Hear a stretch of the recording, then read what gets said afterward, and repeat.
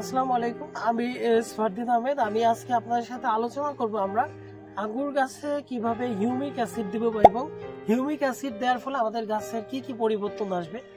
তো humic acid এটা আপনি বাজারে হিউমিস্টার, হিউমিকিং বিভিন্ন ধরনের প্রোডাক্ট নামে পাবেন। তো হিউমিক অ্যাসিড কোনো প্রকার সার নয়, এটা মূলত হচ্ছে সে সারগুলাকে খাওয়াবে গাছকে।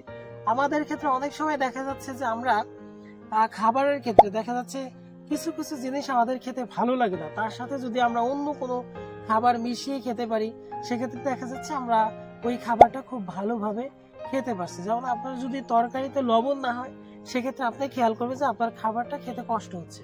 আপনি যদি লবণ দেন সেক্ষেত্রে খাবারটা খেতে কিন্তু ভালো লাগবে এবং আপনি দ্রুত খেতে পারবেন। তো আমাদের হিউমিক অ্যাসিডটা ঠিক এভাবেই কাজ করে। এটা কোনো সার নয়, তবে আপনি গাছের গোড়ায় যে সারগুলা দিবেন সেই সারগুলাকে সে কনজিউম করতে সে খুবই ভালো ভূমিকা রাখবে। তো আপনারা হিউমিক অ্যাসিডটা ব্যবহার করবেন। আপনারা গাছের গোড়ায় দিতে পারেন। হিউমিক অ্যাসিড আপনারা খুব বেশি লাগে না, আপনারা চাইলে স্প্রেও করে দিতে পারেন।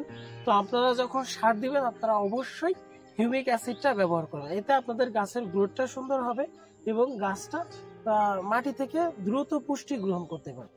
তো আশা করি বুঝতে পেরেছেন হিউমিক অ্যাসিডের ব্যবহার। তো আমি পরবর্তী কোনো ভিডিওতে অন্য কোনো বিষয় নিয়ে আলোচনা করব। ভালো থাকবেন। আল্লাহ হাফেজ।